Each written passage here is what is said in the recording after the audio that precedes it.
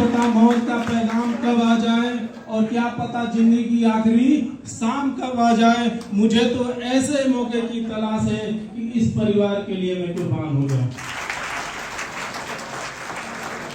यहाँ जितने लोग बैठे हैं, कोई डॉक्टर है, कोई डिस्ट्रीब्यूटर है, अपना काम छोड़कर आया है, परेशानी में है, मैं समझ सकता हूँ। लेकिन जब तक किसी काम को करते हुए परेशानी नहीं आती है, आप जिंदगी में सफल नहीं हो सकते हैं। मेरे पिताजी ने कहा था कि कर्म करते चलो आगे, फल की इंतजार न करो, कर्म करोगे ऑटोमेटिक फल आपको मिल जाएगा। तो मेरा मानना यह है कि कर्म करते चलिए, फल मिल जाएगा आपको, तो फल की चिंता न करें। और एक बात और, अगर आपके बीच में परेशानियां आती हैं, कठिनाइयां आती हैं, तो बिल्कुल न घबराएं। एक मूर्तिकार की छोटी सी स्टोरी है।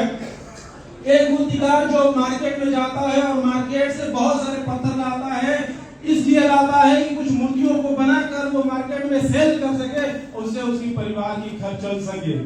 जब मूर्ति घर पे लाता है और मूर्ति की जब आकार बनाने लगता है, तो एक पत्थर ऐसा था कि जब आकार बनाना स्टार्ट किया उस पत्थर का, वो मूर्ति का, तो पत्थर चिल्लाने लगा, चीखने लगा कि मेरे ऊपर छेनी हथौड़ी से वार मत करो, मुझे बहुत दर्द हो रहा है, मुझे बहुत तकलीफ हो रहा है, मैं इस दर्द को सह नहीं पाऊंगा, प्लीज मेरे ऊपर वार मत करो। और उस मूर्तिकार को दया आ जाता है, बोलता है कि ठीक है, तेरी जैसी मर्जी है वैसा ही मैं करूंगा, तेरे ऊपर किसी भी चीज से वार नहीं करूंगा, तेरे ऊपर छेनी हथौड़ी से बिल्कुल मैं वार नहीं करूंगा, जैसा तू चाहता है वैसा ही मैं करूंगा।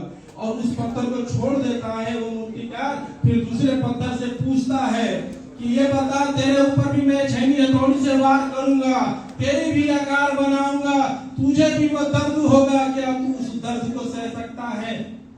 वो पत्थर बोलता है, मुझे जिस सांचे में ढालना चाहते हो ढाल दो, मुझे किसी दर्द से फर्क नहीं पड़ता। और जब वो मूर्तिकार उस पत्थर की आकार बनाने लगता है, उसे भी दर्द होता है, उसे भी तकलीफ होता है, चीखता है, लेकिन अंदर अंदर वो चीख बाहर नहीं आती है। और धीरे धीरे आकार बनाते बनाते एक खूबसूरत सी मूर्ति बन जाती है। और जब मूर्ति खरीदने के लिए लोग आते हैं वहां पे और देखते हैं उस मूर्ति को, तो एक ही नजर में उस मूर्ति को पसंद कर लेते हैं।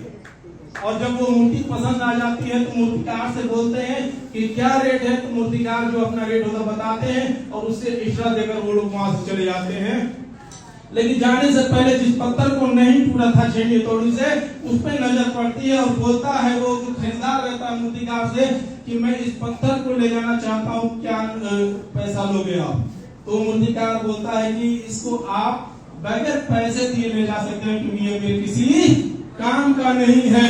और उस मूर्ति को ले जाते हैं लोग, उस मूर्ति को मंदिर में सजा देते हैं जिसकी आकार बनी होती है, और जो पत्थर रहता है ठीक उसी के सामने रख दिया जाता है। और जो मूर्ति लग जाती है मंदिर में, तो लोग उसे दूध से नहलाते थे, उसके ऊपर फूल मालाएं चढ़ाते थे, और जो पत्थर चीखता था, चिल्लाता था, उसके ऊपर डेली की डेली नारियल तोड़े जाते थे। जब नारियल टूटता था तो वो पत्थर चिल्लाता था, चीखता था कि मुझसे क्या गलती हो गई है कि मेरे ऊपर चोट किया जाता है, और ये मूर्ति पत्थर की है, इसको पूजा जाता है। तो मूर्ति मुस्कुरा रहा था, हंस रहा था कि अगर तूने उस दिन उस चोट को सह लिया होता, तूने उस छेनी हथौड़ी के दर्द को सह लिया होता, तो तुझे इस दिन की जरूरत नहीं पड़ती और इस चोट की सहने की जरूरत नहीं पड़ती। कहने का मतलब है कि कोई भी काम करेंगे तो परेशानी आएगी, कठिनाई आएगी, घबराना नहीं है। एक इतिहास बनाने के लिए आपको अलग से कुछ करना है, और कुछ करने के लिए पागलपन अपने अंदर होना चाहिए। जिस दिन पागल बनोगे उसी दिन आप इतिहास रचोगे, क्योंकि जिस पे लोग हंसे हैं उसी ने इतिहास रचे हैं। तो आप लोग वो दिन दूर नहीं है कि आप एक अच्छे लेवल पे होंगे, आप वो चीज यहाँ से मिलेगा जो आपके सपने हैं। तो इसी बातों के साथ मैं अपने वाणी को विराम देता हूँ। नमस्कार, धन्यवाद।